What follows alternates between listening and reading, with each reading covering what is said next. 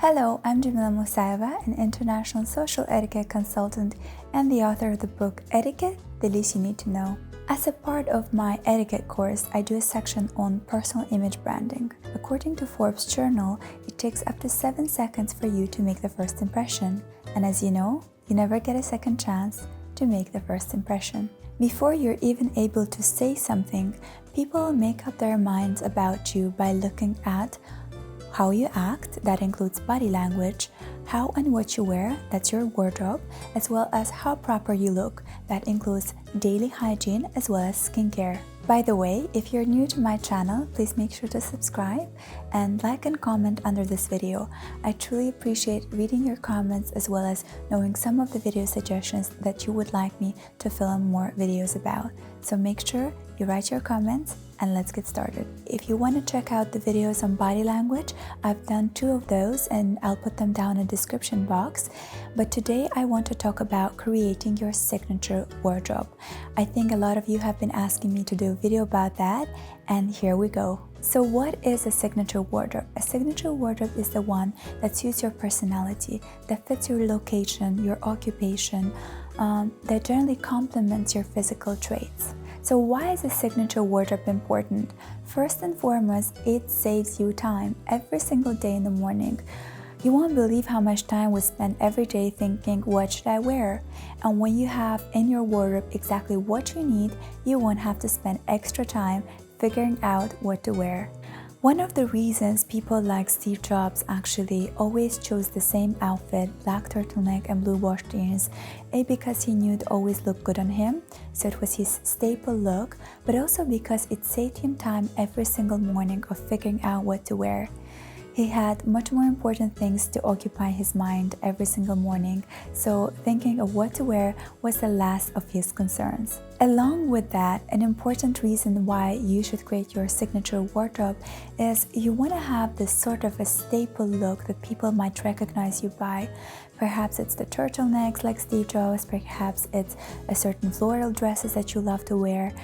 Create a style for yourself that people can recognize you by and that speaks to your personality. And finally, creating your signature wardrobe enables you to really love and cherish every single item that you have in your wardrobe and put it in a good use every single day. In fact, a lot of us are shopping mindlessly, buying items that we wear very rarely once and then discard them, or once and just have them in our wardrobes for years. So having the signature wardrobe allows you to actually put into good use every single item that you have there and make sure that you look your possible best every single day. Without further ado, let's start with the 5 steps that you need to take in order to start creating your signature wardrobe. First and foremost, you need to identify your body type. You can stick to the fruit system or to the geometrical shapes. I prefer to use the geometrical shapes. And the reason we need to know our body measurements is not only because they will help us identify what are some fittings that look best on us, but also generally knowing your body measurements can come handy, especially in times of COVID when we're not allowed to try on some items in a shop. For example, the Zara in Azerbaijan doesn't let you try on the outfits in shop. So actually knowing your breast, waist and hip measurements can help you find the right pant or right shirt or right dress. So know your measurements and you will be able to find stuff much more easily. Generally speaking, if you have larger shoulders, you have undefined waist, and you have slim legs, you have a more rounded figure. If you have narrow shoulders, small waist, and larger hips, so the hips are the largest measurement, you have a triangular body shape. If you have larger shoulders, sort of undefined waist, but your hips are quite narrow, so they're the narrowest measurement on your body, you are an inverted triangle. If your breast and your hips are the same measurement and the waist is the smallest measurement on your body, you are an hourglass. And if your shoulders and your hips and your waist are more or less the same measurements and you are quite tall, then you have a rectangular body shape. Having identified your body type, you can now follow the general rule of thumb, which is you have to accentuate your strong parts and you have to disguise your weak parts. using clothing as a way of accentuating your strength and disguising your weaknesses. Again, it doesn't mean that you have to follow 100% all the recommendations according to your body type. Based on my personal experience, I have figured that not all the things that are recommended for your body type will actually work for you, because again, it's up to you and your personal desire of what you want to look like. In my personal experience, I know that my body figure is a triangle, and for triangular body shapes, it's actually not recommended to wear skinny jeans because they accentuate the fact that we have wide hips. For me, I think that's a strength, and I love wearing skinny jeans. Again, you don't have to take all the rules by heart and actually apply them. You can pick and choose the ones that suit your personality or your personal taste, but knowing your body type definitely helps. The second step that you need to take is you have to understand what's your undertone. You can check out the video on the undertone that I've done down in the description below as well. In my case, because I have a dark colored hair, eyes and eyebrows, I have a deep value. For those that have light hair and light eyes, have a light value. Based on the 4 seasons method, because I have a cool undertone and a deep value, I'm a winter. So knowing that I'm a winter allows me to choose the colors that best complement my undertone and my value. Again, I want to share my personal experience in finding the right color palette for myself. I've shared a bit in the makeup video, but here I want to accentuate on clothing colors. I, like everyone else, was a huge fan of light beige and brown colors, especially in the fall time, and I will fill my inspiration board with those color palettes.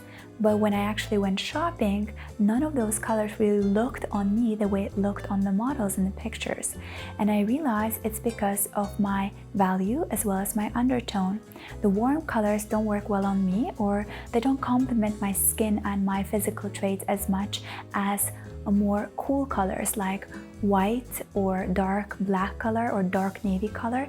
They complement me a lot better than browns and beiges. This will also come handy for you when you're choosing your makeup palette, as well as any accessories that you want to put on yourself. Knowing what your undertone and your value is will make it much easier for you to choose things that will actually enhance your beauty, enhance the color of your skin, as well as your physical traits. The third step that you need to take is you have to take a more grander view at your style inspiration board. You have to figure out what are some things that you're looking in or being inspired by. What kind of style are you more fond of? Is it more edgy, more minimalist, more sporty, more feminine?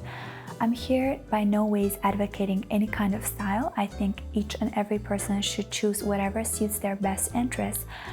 Personally, for me, I've always had a more feminine style, but as the years went by, as I became a mom, I've incorporated more sporty items in my daily wear because I find it more suitable to my lifestyle now.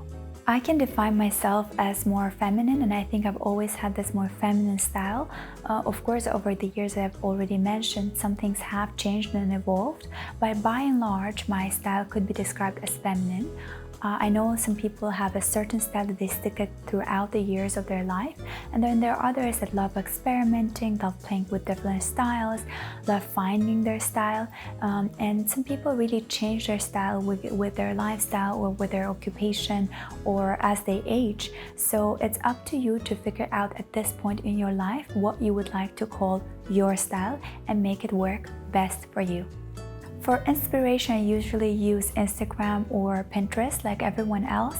I save the images to my style inspiration board, and then over time I go through those images. There are ones that I delete because I no longer find them interesting, and then I keep only the ones that I really love. I've realized that when you look at the pictures in a month's time or 2 months' time, you actually get rid of a lot of stuff that you felt inspired at the moment but no longer. So even your visual inspiration board becomes much smaller.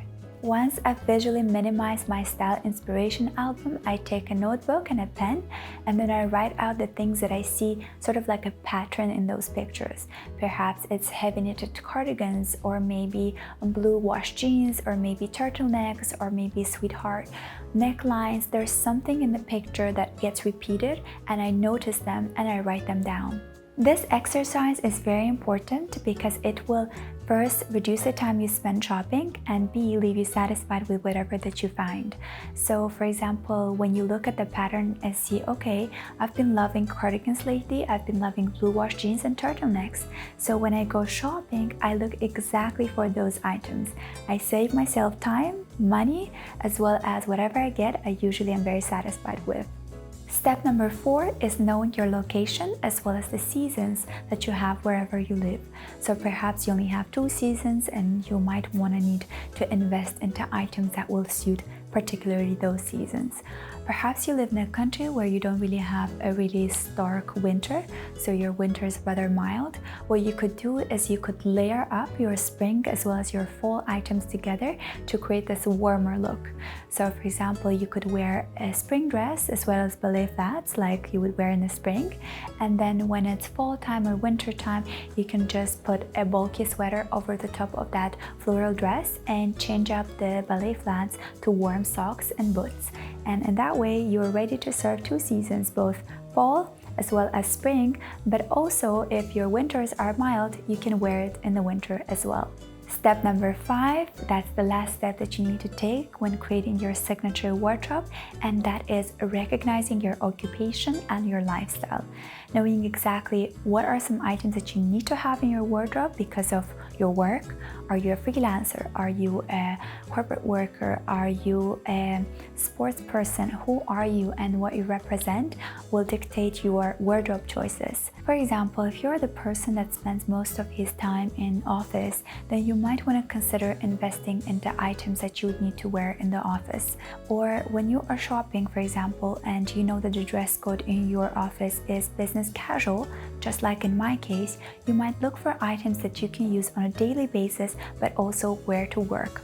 For example, I'm right now wearing skinny jeans and a turtleneck with ballet flats. I can be wearing this out when I'm running errands or I'm going to pick up my kids from the kindergarten. This is something I wear on a daily basis because it's comfortable and it looks effortless. But then when I have to go to work, I can just put on a jacket and that immediately changes my whole looks, makes me look a bit more professional. So find items that will suit your lifestyle as well as your occupation, and if you can buy items that you are going to use in a more versatile form, then invest into them. So thank you very much for watching this video. I wish you best of luck in creating your signature wardrobe, and I'll see you in my next videos. Bye!